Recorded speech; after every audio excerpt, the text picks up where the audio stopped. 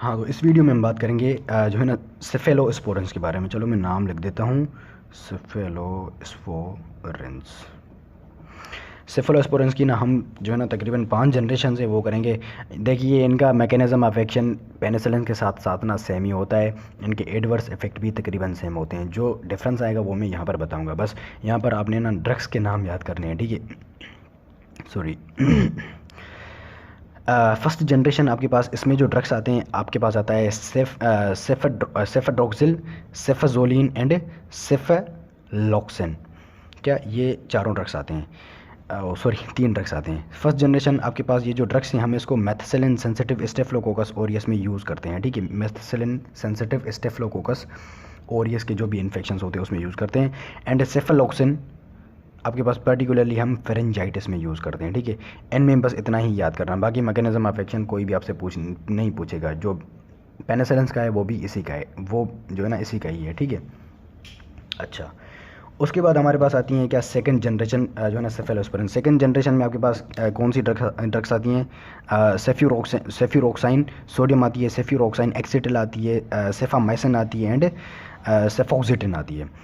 सेफ्यूरोक्साइन sodium and सेफ्यूरोक्साइन एक्सिटिल यहाँ पर मैंने इसीलिए लिखा है बिकॉज सेफ्यूरोक्साइन सोडियम हम पारेंटल देते हैं एंड एक्सिटिल हम ओरल रूट के थ्रू देते हैं। एंड सेफ्यूरोक्साइन सोडियम हम कम्युनिटी एक्वायर्ड नमूनिया में भी देते हैं, ठीक है। तो ये इनमें से एमसीक्यूज बन सकते हैं। And cephamycin and cefoxitin gram negative bacterias में हम दे रहे होते हैं, ठीक है। अच्छा, उसके बाद आपके पास आती हैं क्या थर्ड जनरेशन। थर्ड जनरेशन आपके पास बहुत ही ज़्यादा यूज़ होती हैं, लाइक सेफेक्सेम। सेफेक्सेम में, सेफेटोक्साइन में आपके पास क्या है, सेफ्ट्राइएक्सोन है एंड सेफ्टेजिडीन है, आपके पास सेफाजोलिन है, ठीक है। तो ये हम अच्छा ठीक है, तो यहाँ पर मैंने एक मिस्टेक की है। ये जो सेफाजोलिन है, ये सेफाजोलिन आपके पास ना फर्स्ट जनरेशन ड्रग है, ठीक है। लेकिन मैंने यहाँ पर लिखा है इसको, ठीक है। आप ना इसे फर्स्ट जनरेशन में लिख देना, बिकॉज़ यहाँ पर इसका ना एक यूज़ लिखा है मैंने, वो बहुत ही इंपॉर्टेंट यूज़ है। इसको हम यूज़ करते हैं for the prophylaxis prior to the surgery. Surgery कौन सी? जो ना आपके पास ऑर्थोपेडिक सर्जरी हो गई जैसे, ठीक है, उसमें हम इसे यूज़ करते हैं और ऑर्थोपेडिक सर्जरी में, ठीक है।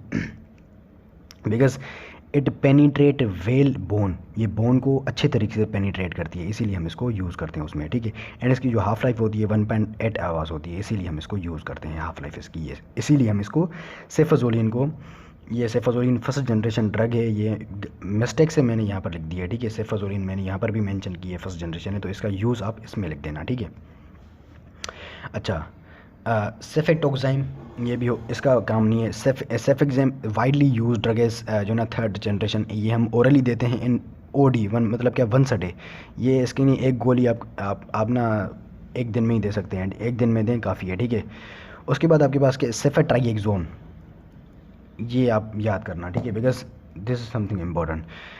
इसको हम यूज़ करते हैं in the meningitis caused bye Haemophilus influenza, इसमें हम यूज़ करते हैं। एंड पेनिसिलिन रेजिस्टेंस नज़ीरिया गोनोरिया का जो इन्फेक्शन होता है उसमें हम इसे यूज़ करते हैं। ये जो है ना आपके पास मेनिंजाइटिस नहीं भूलना, बाय हेमोफिलस इन्फ्लुएंजा, नज़ीरिया गोनोरिया में भी यूज़ करते हैं, उसकी जो रेजिस्टेंस हो पेनिसिलिन जी देते हैं उसमें, ठीक है। अच्छा, उसके बाद इसकी जो एक्सक्रीशन होती है इज़ वाया बाइल। ये दोनों एमसीक्यू आते हैं, ये भी कभी नहीं भूलना, बिकॉज बाकी जो भी आपके पास ड्रग्स हैं, बाकी जो भी सेफ्ट्राइएक्सोन के साथ साथ ना एक और भी ड्रग होता है सेफोटेक्साइम। क्या सेफोटेक्साइम? ये जो सेफोटेक्साइम है ये भी हम इसमें यूज़ करते हैं, ठीक है, इसमें हीमोफिलस इन्फ्लुएंजा की मेनिंजाइटिस में, ठीक है। तो ये होता है, ठीक है।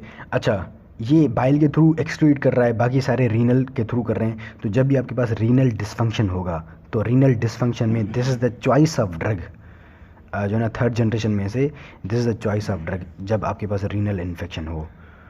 तो बिकॉज ये रीनल इन्फेक्शन, रीनल डिसफंक्शन होगा, तो ये रीनल रूट के थ्रू तो एक्सक्रीट नहीं हो रहा ना, तो ये क्या है, choice of drug in renal dysfunction, because ये बाइल के थ्रू एक्सक्रीट आउट होता है। उसके बाद आपके पास क्या है, सेफ्टेजिडीन।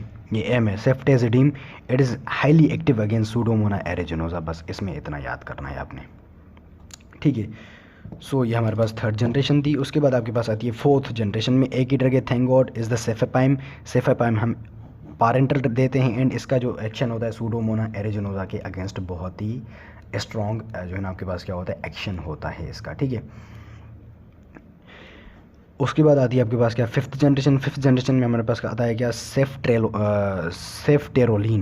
सेफ्टेरोलिन सेफ्टेरोलिन हम आईवी रूट के थ्रू देते हैं and it is commonly used in skin infections caused by जो है ना MRSA, skin infections caused by MRSA and community acquired pneumonia में इसको हम देते हैं। ये इसके दोनों यूजेस हैं, ये आपके पास एमसीक्यूज़ में पूछते हैं, ठीक है। तो ये आपके पास क्या था, पूरा था सेफलोस्पोरिन्स। ये इनके ना मैकेनिज़्म ऑफ एक्शन सारों का सेम है एंड इनके जो साइड इफ़ेक्ट्स हैं वो भी पेनिसिलिन के साथ साथ सेम है। जो पेनिसिलिन में मैंने मैकेनिज़्म ऑफ एक्शन बताया था वो इनका बिल्कुल सेम ही था, और जो है ना इनकी भी जो साइड इफ़ेक्ट्स हैं वो भी बिल्कुल सेम होते हैं। अच्छा, उसके बाद हमारे पास आते हैं क्या, कार्बापेनम्स।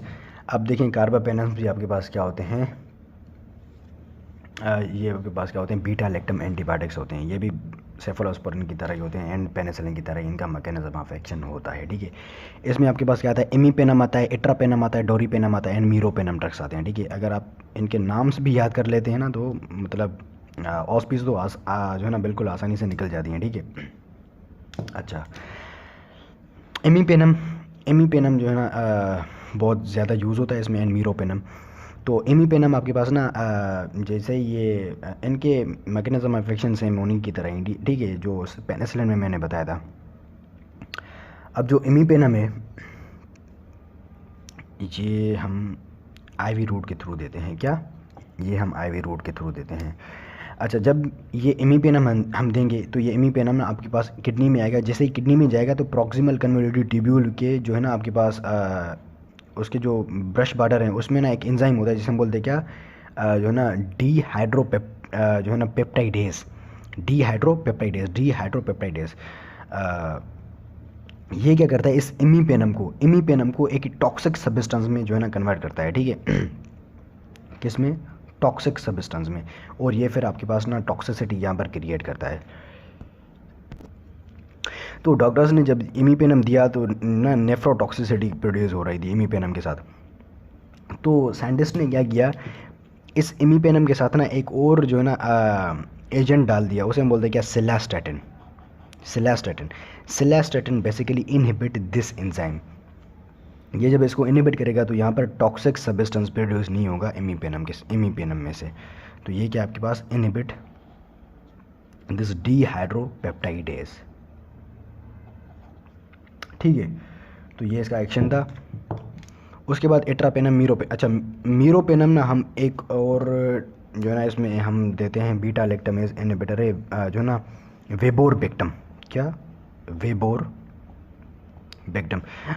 इनके नाम डिफरेंट है लेकिन ये उसी की तरह ही है। सुलबेक्टम था जैसे आपके पास क्लेविलेनिक एसिड था सॉरी। यहाँ पर एक बैक्टीरिया होता है जिसे बोलते हैं क्या, क्लेब्शियलिया नमूनिया है बेसिकली एक एंजाइम प्रोड्यूस करता है जिसे हम बोलते हैं क्या, कार्बापेनम। तो इसे हम बोलेंगे क्या, कार्बापेनामेज क्या करता है, इस जो भी कार्बापेनम हम देते हैं उसको इनहिबिट करता है। तो जो ना वेबोरबेक्टम क्या करेगा, इस कार्बापेनामेज को इनहिबिट करेगा एंड मीरोबेक्टम का जो इन्फेक्शन अफेक्ट होगा वो ठीक से जाएगा। एंड क्लेब्शियलिया नमूनिया आपके पास यहाँ पर यूटीआई काज करता है। तो ये हम यूटीआई के इन्फेक्शंस में ये देते हैं, जो यूटीआई इन्फेक्शन आपके पास क्लेब्शियलिया नमूनिया काज करता है, ठीक है। अच्छा, तो ये हम मीरोपेनम वेबोरबेक्टम के साथ देते हैं और ये कार्बापेनम इसको इनहिबिट करता है। क्लेब्शियलिया नमूनिया के यूटीआई में इसको हम देते हैं। इन सब के एडवर्स इफेक्ट क्या हैं, GI disturbance and seizures. GI disturbance में आपके पास नोजिया, वोमिटिंग, डायरिया आ जाएगा, ठीक है। तो जो ना ये क्या था आपके पास, कार्बापेनम्स के बारे में था। अच्छा, उसके बाद आ जाएं मोनोबेक्टम्स। मोनोबेक्टम्स में हमारे पास एक ही ड्रग है, एस्ट्रियोनेम आपके पास आईवी भी आती है, आईएम भी आती है, ठीक है, ये ओरल नहीं आती। It is highly active against gram negative Pseudomonas. जो भी सूडोमोनल इन्फेक्शंस होते हैं ये उनके अगेंस्ट बहुत ही मतलब क्या एक्टिव होती है। एंड ये ना आपके पास जब भी आपके पास पेशेंट आए पेनिसिलिन एलर्जी के साथ, पेनिसिलिन एलर्जी के साथ हम ये देते हैं क्या, पेनिसिलिन एलर्जी में ना हम कार्बापेनम्स भी देते हैं। पेनिसिलिन एलर्जी, पेनिसिलिन एलर्जी में ये भी देते हैं, ठीक है। जो है ना आपके पास एस्ट्रियोनेम बेसिकली क्या करता है, इट इज़ जो है ना, ओ यहाँ पर मैंने लिखा भी है, safe drug if patient is allergic to other penicillin, मतलब कि यहाँ पर मैंने पेनिसिलिन लिखना था, ठीक है। तो ये हम इसका जो है ना ऐसे इसका यूज़ होता है। एंड इसके एडवर्स इफेक्ट में आपके पास क्या आती है, फ्लेबाइटिस आती है एंड स्किन रेश आता है। फ्लेबाइटिस आपके पास जो है ना क्या होता है, वीन जो है ना जिस जगह पर आप इसको अगर आईवी रूट के थ्रू देते हैं तो वहाँ पर क्या होगी, जो है ना थोड़ा सा उस वीन में ना थोड़ा सा जो है ना मतलब क्या उसमें थोड़ा सा इन्फेक्शन आएगा, ठीक है। उसे हम बोलते हैं क्या, फ्लेबाइटिस एंड स्किन रेश। इसके क्या होते हैं, दोनों एडवर्स इफेक्ट होते हैं मोनोबेक्टम्स के साथ, मोनोबेक्टम में क्या, एस्ट्रियोनेम के साथ, ठीक है। तो ये था। उसके बाद एक और ड्रग आता है आपके पास, क्या इज़ द टेलावेंसिन। टेलावेंसिन आपके पास concentration dependent semi synthetic lipoglycopeptide antibiotic होती है। इसका मतलब कि ये कंसंट्रेशन डिपेंडेंट होती है, ठीक है। बेसिकली ये क्या करती है, इट इज़ ये कहती है disturb the bacterial cell wall and bacterial cell membrane also. ये सेल मेम्ब्रेन को भी डिस्टर्ब कर सकती है, ठीक है। ये इसका मैकेनिज्म ऑफ एक्शन है। इसको हम यूज़ किस में करते हैं, cellulitis and other skin infections by MRSA. MRSA के थ्रू जो भी इन्फेक्शंस होते हैं, सेल्यूलाइटिस हो गया, इम्पेटाइगो हो गया, उनमें हम इसे यूज़ करते हैं। मेथिसिलिन रेजिस्टेंट स्टेफिलोकोकस ऑरियस जो इन्फेक्शन करता है, ठीक है, उसमें हम टेलावेंसिन यूज़ करते हैं। एंड दूसरा क्या, हॉस्पिटल एक्वायर्ड। ये क्या है, हॉस्पिटल है, हॉस्पिटल से किसी ने बैक्टीरियल नमूनिया एक्वायर किया, हॉस्पिटल एक्वायर्ड बैक्टीरियल नमूनिया। बेसिकली ये वेंटिलेटर पर हो, जो भी पेशेंट वेंटिलेटर पर हो, हॉस्पिटल एक्वायर्ड वेंटिलेटर बैक्टीरियल नमूनिया में हम इसको यूज़ करते हैं। ये दोनों इसके क्या यूजेज हैं, cellulitis and other skin infection by मर्सा and hospital acquired bacterial नमूनिया, particularly ventilator, ठीक है। ये क्या है, ये दोनों इसकी यूजेज हैं, ये पूछ सकते हैं आपसे। एंड जो एडवर्स इफेक्ट है, एडवर्स इफेक्ट अभी नहीं बोलना, रीनल इम्पेयरमेंट, रीनल इम्पेयरमेंट करता है। नो यूज़ इन प्रेगनेंसी, ये भी याद करना, प्रेगनेंसी में इसको यूज़ नहीं करते। The important one is the prolong the QT interval. ये होती है ना नॉर्मल ऐसी, this is the P wave, this is the Q wave, R wave, S wave and this, ये नॉर्मल यहाँ पर होनी चाहिए टी वेव, लेकिन ये यहाँ पर बिल्कुल प्रोलॉन्ग हो जाएगा। This is the Q and this is the T, ये क्या आ जाएगा, बिल्कुल जो ना प्रोलॉन्ग क्यू टी इंटरवल। ये क्या है, ओ सॉरी, हाँ prolong QT interval, P Q R S होती है ना, ये आपके पास क्यूटी इंटरवल बिल्कुल प्रोलॉन्ग हो जाएगा इसमें, ठीक है। सो दिस इज़ जो है ना ऑल अबाउट द टेलावेंसिन। उसके बाद आपके पास आता है क्या, जो है ना फॉस्फोमाइसिन। ये जो फॉस्फोमाइसिन है, ये एक ना बैक्टीरिया में जो नेम यूनिट है ये बन रहा होता है, तो उसको इनहिबिट करती है। यहाँ पर सॉरी एक एंजाइम होता है, उसको ये इनहिबिट करती है। उस एंजाइम का नाम है आपके पास क्या, यूरिडीन डाइफॉस्फेट एन एसिटाइल, जो है ना एन एसिटाइल ग्लूकोज अमीन इनोल जो है ना पायरुवाइल ट्रांसफरेज, इनोल पायरुवाइल ट्रांसफरेज, ये इसको इनहिबिट करिए। ये पूरा नाम आपने याद नहीं करना, बस ये याद करना है, बस जो है ना फर्स्ट स्टेप होता है ना, जो आपके पास नेम यूनिट बनता है सेल वॉल की सिंथेसिस में, उसको इनहिबिट कर दिए। एंड इसको हम यूटीआई में यूज़ करते हैं, UTI by the E coli. अगर ई कोलाई आपके पास यूटीआई करता है तो इसमें हम यूज़ करते हैं। इट इज़, इसकी जो ओरल एब्जॉर्बेशन है, अगर हम ओरल देंगे तो इसकी गुड एब्जॉर्बेशन होती है, ठीक है। एंड इसके एडवर्स इफेक्ट में डायरिया जो है ना वेजिनाइटिस एंड नोजिया आ जाता है, ठीक है। ये फास्फोमाइसिन ना मैंने आपको जो स्टार्टिंग वाला वीडियो बनाया था, अगर आपने स्टार्टिंग वाला वीडियो देखा है ना, वो एंटी बैक्टीरियल ड्रग्स का, जिसमें मैंने पूरा कवर किया था, अगर वो देखा है ना, तो ये वीडियो यूँ समझो हलवा, ये मतलब ना आपके पास टॉपिक हलवा है पूरा। अच्छा, उसके बाद आपके पास एक और रखा था, लास्ट है हमारे पास क्या, जो है ना सेल वॉल सिंथेसिस में, इज़ द डेप्टोमाइसिन। डेप्टोमाइसिन हम वंस अ डे देते हैं, मतलब क्या ये बिल्कुल सही ड्रग है, बिकॉज पेशेंट आपके पास ना 2-2 3-3 मरतबा ये गोली नहीं लेगा, मतलब क्या एक वंस अ डे, मतलब क्या ओडी एक टाइम मिलेगा दिन में। इसको हम यूज़ करते हैं इन द लीजन्स। ये क्या स्किन, अब ये तो डायग्राम आपको पता चल ही गया होगा, ये स्किन होती है। Skin by MRSA, skin infections like cellulitis, impetigo जो भी होते हैं, ठीक है, एंड स्किन रैशेस वगैरह, उसमें हम यूज़ करते हैं बाय मरसा डेप्टोमाइसिन। उसके बाद इसको हम यूज़ करते हैं इन द जो है ना राइट हार्ट फेल्यूर में, राइट हार्ट फेल्यूर में, ओनली राइट हार्ट फेल्यूर में। This is your right heart, this is your superior vena cava and this is your inferior vena cava, this is your right atrium, this is your right ventricle and this is your pulmonary trunk and this your जो है ना left pulmonary artery, this is your right pulmonary artery. अब देखिए ये drug ये क्या left heart है, ये लेफ्ट एट्रियम है, ये लेफ्ट वेंट्रिकुलर। लेट सपोज यहाँ पर क्या है लेफ्ट वेंट्रिकुलर फेल्यूर। ये हम लेफ्ट वेंट्रिकुलर फेल्यूर में यूज़ क्यों नहीं करते, बिकॉज राइट में कर रहे हैं तो लेफ्ट में क्यों नहीं करते, बिकॉज ये जैसे ही पल्मोनरी आर्टरी से ये जैसे ही जाएगा ना आपके पास इधर लंग्स में, तो लंग्स में क्या होते हैं जो सर्फेक्टेंट होते हैं, ये क्या सर्फेक्टेंट है, ये सर्फेक्टेंट ना इस ड्रग को क्या करते हैं इनएक्टिवेट करते हैं, मतलब क्या इसके इफेक्ट को ही ख़त्म कर देते हैं।